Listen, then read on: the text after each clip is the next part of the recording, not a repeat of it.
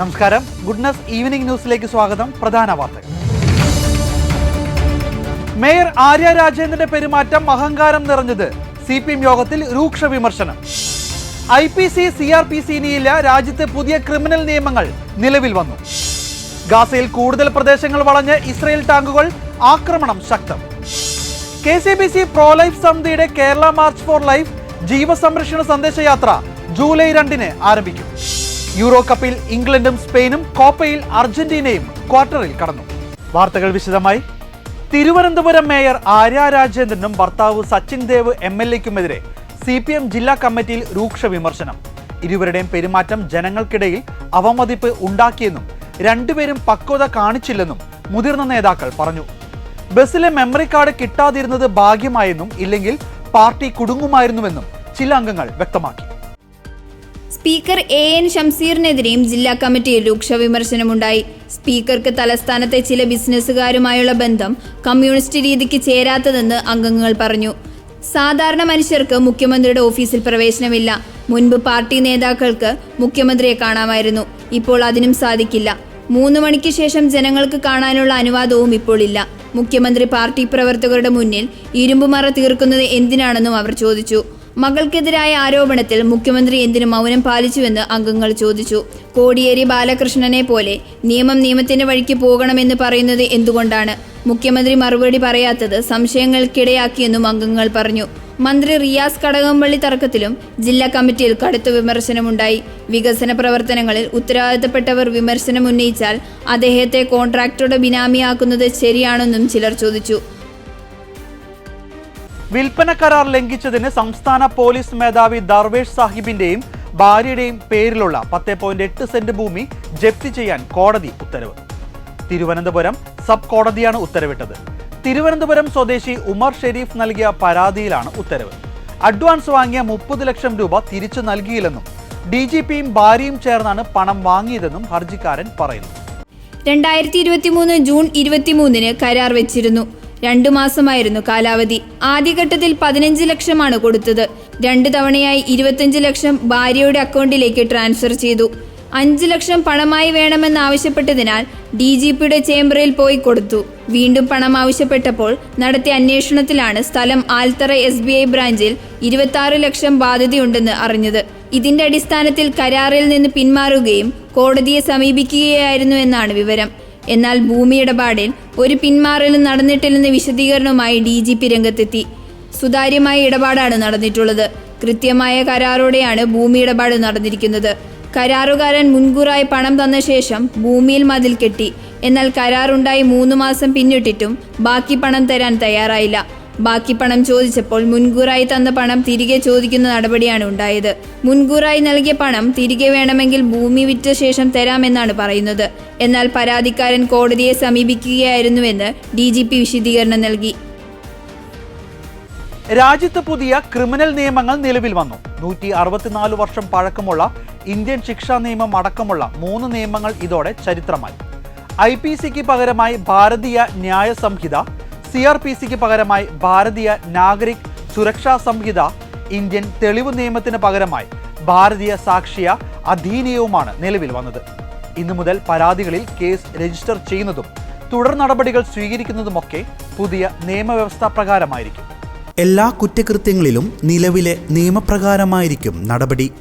ഇപ്പോൾ രജിസ്റ്റർ ചെയ്തിരിക്കുന്ന കേസുകളിലെ നടപടിക്രമം എല്ലാം പൂർത്തിയാക്കേണ്ടത് നിലവിലുള്ള നിയമപ്രകാരം തന്നെയായിരിക്കും. ഇതിനിടെ പുതിയ ക്രിമിനൽ നിയമം നടപ്പാക്കുന്നത് പുനഃപരിശോധിക്കണമെന്നാവശ്യപ്പെട്ട് മമതാ ബാനർജി പ്രധാനമന്ത്രി നരേന്ദ്രമോദിക്ക് കത്ത് നൽകി. ഇന്ത്യൻ പീനൽ കോഡിന് പകരം വരുന്ന ഭാരതീയ ന്യായ് സംഹിതയിൽ ആകെ 358 വകുപ്പുകളാണ് ഉള്ളത്. സംഘടിത കുറ്റകൃത്യങ്ങളും തീവ്രവാദത്തിനും നിർവചനം നൽകുന്ന നിയമമാണ് ഭാരതീയ ന്യായ് സംഹിത. കുട്ടികളെ കൂട്ടബലാത്സംഗം ചെയ്താൽ ക്രിമിനൽ നിയമം അനുസരിച്ച് വധശിക്ഷ വരെ ലഭിക്കാം.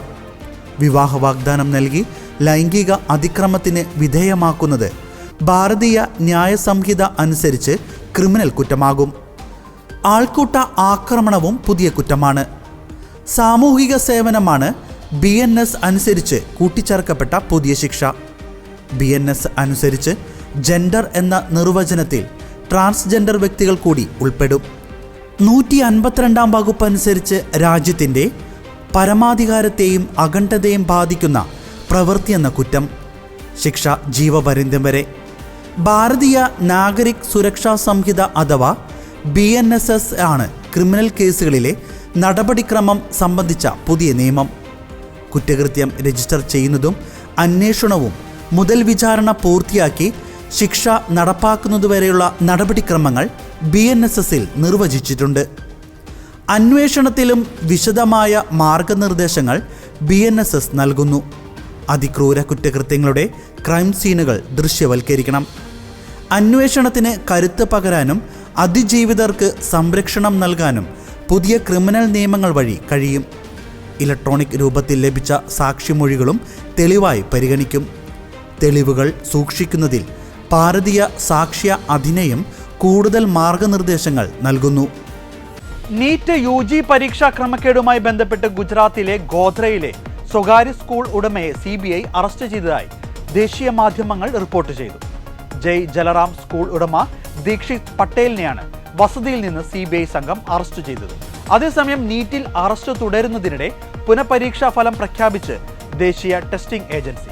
ആരോപണം നേരിട്ട 6 സെന്ററുകളിലെ 1563 വിദ്യാർത്ഥികൾക്കാണ് പുനഃപരീക്ഷ നടത്തിയത്. ഇവരിൽ 813 പേർ മാത്രമാണ് വീണ്ടും പരീക്ഷ എഴുതിയത്. പരീക്ഷ എഴുതാൻ സഹായിക്കാൻ വിദ്യാർത്ഥികളിൽ നിന്ന് 10 ലക്ഷം രൂപ ആവശ്യപ്പെട്ട സംഭവത്തിലാണ് അറസ്റ്റ് എന്നാണ് റിപ്പോർട്ട്. ഈ കേസിൽ അറസ്റ്റിലാകുന്ന 6ാമത്തെ ആളാണ് പട്ടേൽ. ജയ് ജലറാം സ്കൂൾ നീറ്റ് പരീക്ഷാ കേന്ദ്രങ്ങളിൽ ഒന്നായിരുന്നു. പട്ടേലിന് റിമാൻഡ് ആവശ്യപ്പെട്ട് CBI സംഘം അഹമ്മദാബാദിലെ കോടതിയെ സമീപിച്ചതായി പബ്ലിക് പ്രോസിക്യൂട്ടർ രാകേഷ് ഠാക്കൂർ വ്യക്തമാക്കി. കേസിൽ 13 പേരെ പ്രത്യേക CBI കോടതിയുടെ അനുമതിയോടെ അന്വേഷണ സംഘം ചോദ്യം ചെയ്തതായാണ് വിവരം. ഇതിൽ 6 പേർ പരീക്ഷാ മാഫിയയുടെ ഭാഗമാണെന്നും 4 പേർ പരീക്ഷാർത്ഥികളും 3 പേർ സംഭവവുമായി ബന്ധമുള്ളവരുമാണെന്നും ദേശീയ മാധ്യമങ്ങൾ റിപ്പോർട്ട് ചെയ്തു. നീറ്റ് ചോദ്യക്കടലാസ് ചോർച്ച കേസിലെ പ്രധാന കണ്ണികളെന്ന് സംശയിക്കുന്ന 2 പേരെ കഴിഞ്ഞ ദിവസം CBI അറസ്റ്റ് ചെയ്തിരുന്നു. ഹസാരിബാഗ് ജില്ലയിലുള്ള ഒയാസിസ് സ്കൂൾ പ്രിൻസിപ്പൽ ഹഫ്സനുൽ ഹഖ്, വൈസ് പ്രിൻസിപ്പൽ ഇംതിയാസ് അലം എന്നിവരെയാണ് ചോദ്യം ചെയ്യലിനൊടുവിൽ CBI വെള്ളിയാഴ്ച അറസ്റ്റ് ചെയ്തത്. ഇവരെ സഹായിച്ചെന്ന വിവരത്തിന്റെ അടിസ്ഥാനത്തിൽ ഒരു മാധ്യമപ്രവർത്തകനെയും CBI അറസ്റ്റ് ചെയ്തിരുന്നു. ഹിന്ദി ദിനപത്രത്തിന്റെ ലേഖകൻ ജമാലുദ്ദീനെയാണ് അറസ്റ്റ് ചെയ്തത്. അതേസമയം നീറ്റിൽ അറസ്റ്റ് തുടരുന്നതിനിടെ പുനഃപരീക്ഷാ ഫലം പ്രഖ്യാപിച്ച് ദേശീയ ടെസ്റ്റിംഗ് ഏജൻസി. ക്രമക്കേട് സംഭവിച്ച 6 നഗരങ്ങളിലും വ്യത്യസ്ത സെന്ററുകളിലാണ് പരീക്ഷ നടന്നത്. തെക്കൻ ഗാസയിൽ റഫയുടെ ഉൾമേഖലകളും വടക്കൻ ഗാസയിലെ ഷജയ പ്രദേശവും കേന്ദ്രീകരിച്ച് ഇസ്രായേൽ സൈന്യം ആക്രമണം ശക്തമാക്കി. ഇവിടങ്ങളിൽ ഷെല്ലാക്രമണങ്ങളിൽ ഒട്ടേറെ വീടുകൾ തകർന്നു. റഫയിലെ ഷബുര പട്ടണത്തിൽ കുട്ടികളടക്കം ഒരു വീട്ടിലെ 6 പേർ കൊല്ലപ്പെട്ടു.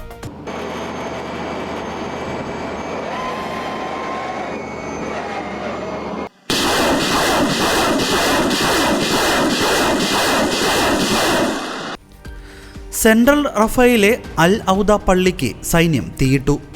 2 ദിവസത്തിനകം ഇന്ധനം എത്തിയില്ലെങ്കിൽ ഗാസയിലെ ശേഷിക്കുന്ന ആശുപത്രികളുടെയും പ്രവർത്തനം നിലയ്ക്കുമെന്ന് ആരോഗ്യവകുപ്പ് മുന്നറിയിപ്പ് നൽകി. ഹമാസിൻ്റെ ഉന്മൂലനമല്ലാതെ മറ്റൊന്നും മുന്നിലില്ലെന്ന് ഇസ്രായേൽ പ്രധാനമന്ത്രി ബെഞ്ചമിൻ നെതന്യാഹു നിലപാട് ആവർത്തിച്ചു. ഡസൻ കണക്കിന് ഹമാസുകാരെ ദിവസവും കൊന്നെടുക്കുന്നതായും അന്തിമ വിജയം നേടാതെ പിന്മാറില്ലെന്നും നെതന്യാഹു ക്യാബിനറ്റ് യോഗത്തിൽ പറഞ്ഞു. ഷജയിലും റഫയിലും ചെറുത്തുനിൽപ്പ് ശക്തമായി തുടരുന്നുവെന്ന് ഹമാസും പ്രസ്താവിച്ചു. കഴിഞ്ഞ മാസമാദ്യം യുദ്ധം അവസാനിപ്പിക്കാനായി US നേതൃത്വത്തിൽ ആരംഭിച്ച മധ്യസ്ഥ ശ്രമങ്ങൾ പരാജയപ്പെട്ട നിലയിലാണ്. താൽക്കാലിക വെടിനിർത്തലാവാമെങ്കിലും 2007 മുതൽ ഗാസ ഭരിക്കുന്ന ഹമാസിനെ ഇല്ലാതാക്കും വരെ യുദ്ധം തുടരുമെന്നാണ് ഇസ്രായേൽ നിലപാട്. ഇസ്രായേൽ ആക്രമണങ്ങളിൽ ഗാസയിൽ ഇതുവരെ 37,877 പാലസ്തീൻകാർ കൊല്ലപ്പെട്ടു. 86,969 പേർക്ക് പരിക്കേറ്റു. ഓഗസ്റ്റ് 10 തൃശൂരിൽ വെച്ച് നടക്കുന്ന ഇന്ത്യാസ് മാർച്ച് ഫോർ ലൈഫിന്റെ മുന്നോടിയായി KCBC പ്രോ ലൈഫ് സമിതി നടത്തുന്ന കേരള മാർച്ച് ഫോർ ലൈഫ് ജീവസംരക്ഷണ സന്ദേശയാത്ര കാസർഗോഡ് ജില്ലയിലെ കാഞ്ഞങ്ങാട് നിന്ന് ജൂലൈ 2 ആരംഭിക്കും. പടന്നക്കാട് ഗുഡ് ഷെപ്പേർഡ് ചർച്ചിൽ വെച്ച് നടക്കുന്ന പൊതുസമ്മേളനത്തിൽ KCBC പ്രോ ലൈഫ് സമിതിയുടെയും ഫാമിലി കമ്മീഷന്റെയും chairman bishop doctor Paul Antony Mullassery അധ്യക്ഷത വഹിക്കുന്ന യോഗത്തിൽ വെച്ച് തലശ്ശേരി അതിരൂപത archbishop Mar Joseph Pamplany ഉദ്ഘാടനം ചെയ്യും. കണ്ണൂർ രൂപത അധ്യക്ഷൻ ബിഷപ്പ് ഡോക്ടർ അലക്സ് വടക്കുന്തല അനുഗ്രഹ പ്രഭാഷണം നടത്തും. KCBC പ്രോ ലൈഫ് സമിതിയുടെ director father Cletus Varghese Kathirapparambil, Thalassery അതിരൂപത വികാരി general monsignor father Mathew Elamthuruthi Padavil, KCBC pro life സമിതി president Shri Johnson Choorapparambil, general secretary James Azhchangadan, ആനിമേറ്റർമാരായ Sabu Jose, George F Xavier, sister Mary George, Kannur രൂപത കാഞ്ഞങ്ങാട് ഫെറോന വികാരി ഫാദർ ആൻസിൽ പീറ്റർ, തലശ്ശേരി അതിരൂപത കാഞ്ഞങ്ങാട് ഫെറോന വികാരി father George Kalappura, father Peter Kanish, Thalassery അതിരൂപത vice director father Joby Kovatt, reverend sister Jose Kaimapparambil, Antony Pathrose, Martin Nunes എന്നിവർ സംസാരിക്കും. ജോയ്സ് മുക്കുടം അവതരിപ്പിക്കുന്ന പ്രോ ലൈഫ് മാജിക് ഷോയും ഉണ്ടായിരിക്കും. ജെയിംസ് ആഴ്ചക്കാടൻ, സാബു ജോസ് എന്നിവർ നേതൃത്വം നൽകുന്ന സമിതിയാണ് കേരള മാർച്ച് ഫോർ ലൈഫ് ജീവസംരക്ഷണ സന്ദേശയാത്രയ്ക്ക് നേതൃത്വം നൽകുന്നത്. 14 ജില്ലകളിലെ 32 രൂപതകളിലൂടെ സഞ്ചരിക്കും. 300ഓളം കേന്ദ്രങ്ങളിൽ പ്രോ ലൈഫ് യോഗങ്ങൾ സംഘടിപ്പിക്കും. ഓഗസ്റ്റ് 10-ന് ജീവസംരക്ഷണ സന്ദേശയാത്ര തൃശൂരിൽ സമാപിക്കും. കൂടാതെ തെരഞ്ഞെടുക്കപ്പെട്ട സ്ഥലങ്ങളിൽ മാർച്ച് ഫോർ ലൈഫും നടക്കും. 32 രൂപതകളിൽ കർദിനാൾമാർ, മെത്രാപ്പൊലിത്തമാർ, മെത്രാൻമാർ, വിവിധ കമ്മീഷനുകളുടെയും പ്രസ്ഥാനങ്ങളുടെയും നേതാക്കന്മാർ പ്രഭാഷണങ്ങൾ നടത്തും. ജീവനും ജീവിതവും സംരക്ഷിക്കപ്പെടണമെന്ന മുദ്രാവാക്യവുമായി നടത്തുന്ന യാത്രയിൽ ജീവസംരക്ഷണത്തിനായുള്ള ഒപ്പുശേഖരണവും ഉണ്ടായിരിക്കും. കൂടാതെ ജീവനെതിരെയുള്ള നിയമങ്ങൾ റദ്ദാക്കണമെന്നാവശ്യപ്പെട്ടുകൊണ്ടുള്ള മാർച്ച് ഫോർ ലൈഫും തെരഞ്ഞെടുക്കപ്പെട്ട കേന്ദ്രങ്ങളിൽ നടക്കും. CPIM മനു തോമസിനെ ജില്ലാ കമ്മിറ്റിയിൽ നിന്നും ഒഴിവാക്കിയ പാർട്ടി തീരുമാനം മാധ്യമങ്ങൾക്ക് ലഭിച്ചത് എങ്ങനെയെന്ന് അന്വേഷിക്കാൻ CPIM ജില്ലാ കമ്മിറ്റി തീരുമാനിച്ചു. ഇതിനുവേണ്ടി 2 അംഗ കമ്മീഷനെ CPIM നിയോഗിച്ചു. ജില്ലാ സെക്രട്ടേറിയറ്റ് അംഗങ്ങളായ PV ഗോപിനാഥ്, M പ്രകാശൻ എന്നിവർ ഉൾപ്പെട്ടതാണ് അന്വേഷണ കമ്മീഷൻ. DYFI മുൻ നേതാവ് മനു തോമസുമായി ബന്ധപ്പെട്ട വിവാദത്തിൽ അന്വേഷണം നടത്താൻ ജില്ലാ സെക്രട്ടേറിയറ്റ് അംഗങ്ങളായ P ഗോവിന്ദനാഥ്, M പ്രകാശൻ എന്നിവർ ഉൾപ്പെട്ടതാണ് അന്വേഷണ കമ്മീഷൻ.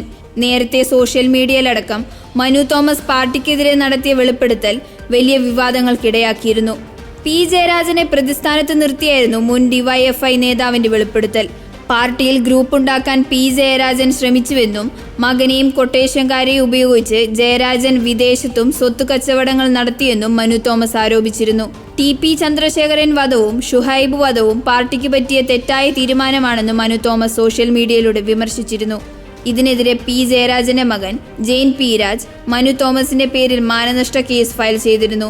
മനു തോമസിനെതിരെ ഷുഹൈബ് വധക്കേസിൽ പ്രതിയായ ആകാശ് തില്ലങ്കേരിയും സ്വർണ്ണക്കടത്ത് പ്രതിയായ അർജുൻ ആയങ്കിയും പരസ്യ ഭീഷണിയുമായി രംഗത്തെത്തിയിരുന്ന സാഹചര്യവും ഉണ്ടായിരുന്നു. സിൽവർ ലൈൻ പദ്ധതിക്ക് അനുമതി തേടാനുള്ള സംസ്ഥാന സർക്കാർ നീക്കത്തിനെതിരെ കേരയിൽ വിരുദ്ധ സമരസമിതി. വിഷയത്തിൽ കേന്ദ്രതലത്തിൽ ഇടപെടാനും റെയിൽവേ മന്ത്രിയെ നേരിട്ട് കാണാനുമാണ് പദ്ധതി.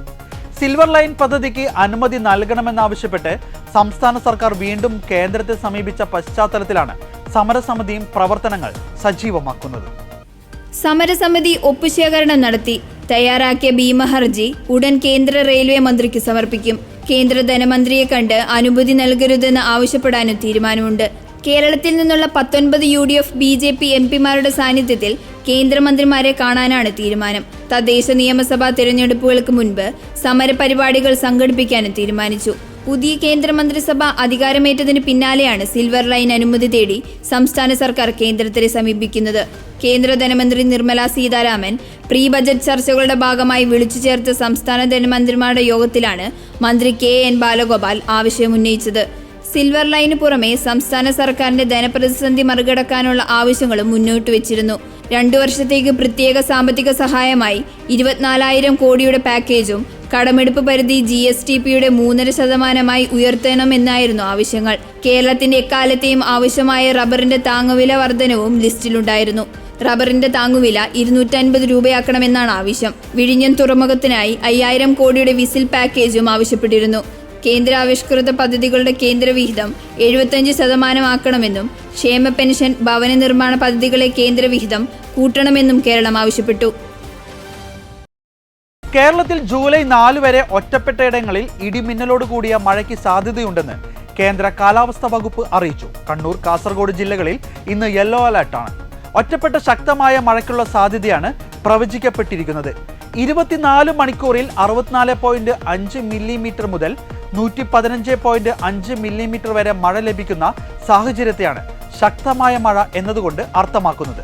കേരള തീരത്തും തമിഴ്നാട് തീരത്തും നാളെ രാത്രി 11:30 വരെ കള്ളക്കടൽ പ്രതിഭാസത്തിനും ഉയർന്ന തിരമാലയ്ക്കും സാധ്യതയുണ്ടെന്ന് ദേശീയ സമുദ്രസ്ഥിതി പഠന ഗവേഷണ കേന്ദ്രവും അറിയിച്ചു.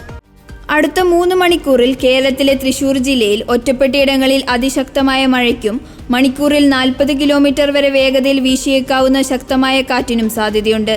തിരുവനന്തപുരം, കൊല്ലം ജില്ലകളിൽ ഒറ്റപ്പെട്ടയിടങ്ങളിൽ മിതമായ മഴയ്ക്കും എറണാകുളം, പാലക്കാട്, മലപ്പുറം, കോഴിക്കോട്, വയനാട്, കണ്ണൂർ, കാസർഗോഡ് ജില്ലകളിൽ ഒറ്റപ്പെട്ടയിടങ്ങളിൽ മിതമായ മഴയ്ക്കും മണിക്കൂറിൽ 40 കിലോമീറ്റർ വരെ വേഗതയിൽ വീശിയേക്കാവുന്ന ശക്തമായ കാറ്റിനും മറ്റു ജില്ലകളിൽ ഒറ്റപ്പെട്ടയിടങ്ങളിൽ നേരിയ മഴയ്ക്കും സാധ്യതയുണ്ടെന്ന് കേന്ദ്ര കാലാവസ്ഥാ വകുപ്പ് അറിയിച്ചു. തീരപ്രദേശങ്ങളിലെ മത്സ്യത്തൊഴിലാളികളും തീരവാസികളും പ്രത്യേക ജാഗ്രത പാലിക്കണം. കടൽക്ഷോഭം രൂക്ഷമാകാൻ സാധ്യതയുള്ളതിനാൽ അപകട മേഖലയിൽ നിന്ന് അധികൃതരുടെ നിർദ്ദേശാനുസരണം മാറി താമസിക്കണം. മത്സ്യബന്ധന യാനങ്ങൾ ഹാർബറിൽ സുരക്ഷിതമായി കെട്ടിയിട്ട് സൂക്ഷിക്കണം. വള്ളങ്ങൾ തമ്മിൽ സുരക്ഷിത അകലം പാലിക്കുന്നത് കൂട്ടിയിടിച്ചുള്ള അപകട സാധ്യത ഒഴിവാക്കാം. മത്സ്യബന്ധന ഉപകരണങ്ങളുടെ സുരക്ഷ ഉറപ്പാക്കണം. ബീച്ചിലേക്കുള്ള യാത്രകളും കടലിലിറങ്ങിയുള്ള വിനോദങ്ങളും പൂർണ്ണമായി ഒഴിവാക്കാനും മുന്നറിയിപ്പിൽ പറയുന്നു. ഇതോടെ ഗുഡ്നസ് ഈവനിംഗ് ന്യൂസ് ഇവിടെ പൂർണ്ണമാകുകയാണ്. കൂടുതൽ വാർത്താ അപ്ഡേറ്റുകൾക്കായി ഗുഡ്നസ് ന്യൂസ് ചാനൽ സന്ദർശിക്കുക. നന്ദി.